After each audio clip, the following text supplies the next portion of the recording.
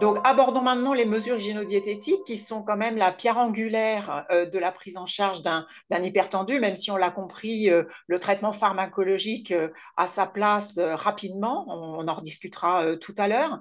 Donc, dans les mesures hygiéno-diététiques, il faut prendre en compte bien sûr le fait que le patient soit en surpoids ou obèse et il est recommandé avec un fort niveau de preuve une réduction du poids pour réduire en fait la pression artérielle et la survenue des événements cardiovasculaires. Donc il y a des critères durs de jugement. Alors le régime méditerranéen est prôné en évitant toutes les graisses saturées, rien de vraiment nouveau à ce qui a déjà été dit dans de nombreuses recommandations. Et l'Europe a statué en disant qu'en termes d'apport sodé, c'est moins de 5 grammes de NaCl, c'est-à-dire de sel, qui doivent être apportés au quotidien. En France, on est entre 6 et 8 grammes par jour, en sachant qu'il y a 2 grammes incompressibles apportés par l'alimentation. Et donc, c'est un niveau de preuve 1B. Et là, l'élément qui est assez intéressant, c'est avec les nouvelles études qui sont sorties et qui ont conforté les données, c'est qu'à part chez l'insuffisance rénale chronique, l'utilisation de consommation de potassium, alors pas rajout de gélules de potassium, bien sûr, mais des aliments riches en potassium, ou du sel de régime qui est du sel en fait enrichi en potassium et pauvre en sodium, eh bien, permettent de baisser la pression artérielle. Mais là encore, attention, chez l'insuffisant rénal chronique, on craint toujours l'hyperkaliémie. Donc, ce que je dis là, c'est vraiment chez le patient qui n'a pas une insuffisance rénale chronique, une maladie rénale chronique avancée. On dit maintenant maladie rénale chronique. L'activité physique n'est pas en reste, alors avec des niveaux d'activité physique comme vous le voyez sur ce graphique, une différence en l'exercice aérobie, anaérobie. Mais moi, ce que j'ai trouvé intéressant, c'est les données sur l'alcool, puisqu'il faut dire que quand on consomme plus de 3 équivalents d'alcool par jour, on doit conseiller aux patients de réduire sa quantité d'alcool, voire même d'éviter d'en boire s'il y a évidemment des stigmates hépatiques. Et que contrairement à ce qui est largement répandu, l'alcool ne peut pas être recommandé dans la prévention cardiovasculaire puisque dans les études qui auraient suggéré finalement que prendre une petite quantité d'alcool protégée de l'atteinte cardiovasculaire, ben, il y a beaucoup de facteurs confondants et c'est pas aussi simple que ça de l'analyser. Et ça, c'est quelque chose qui va un peu à l'inverse de ce que croient la plupart des gens. Je ne sais pas ce que vous en pensez, Michel. Oui, oui, tout à fait.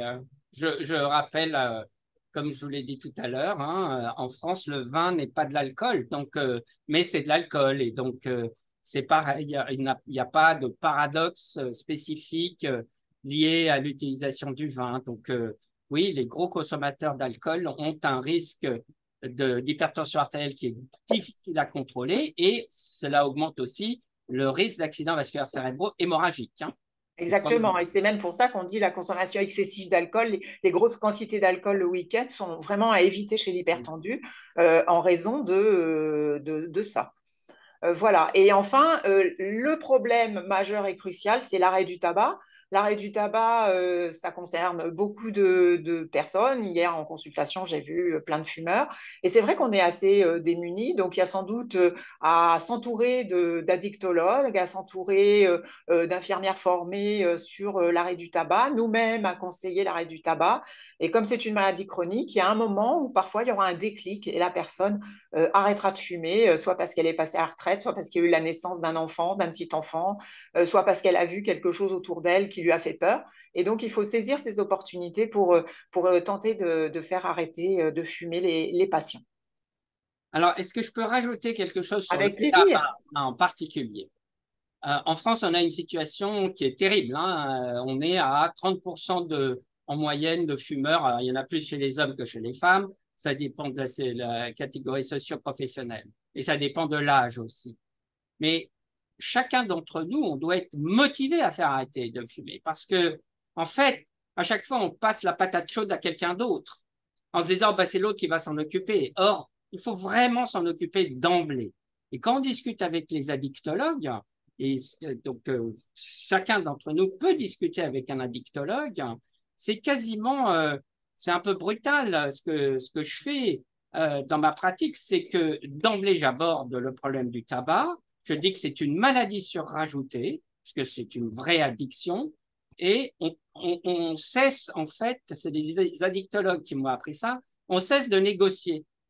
On cesse de négocier, oui, c'est peut-être pas le bon moment, c'est peut-être pas, etc. Et on prescrit d'emblée un patch nicotinique. Il le mettra ou il le mettra pas. On peut passer par la phase vapoteuse, hein, et donc patch nicotinique avec des nicorettes.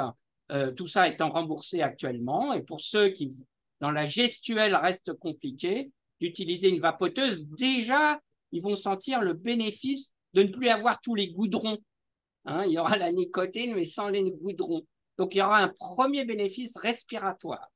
Donc, il faut être extrêmement proactif parce que finalement, quand on dit on verra, bah, ça ne va pas. C'est jamais ils arrêtent.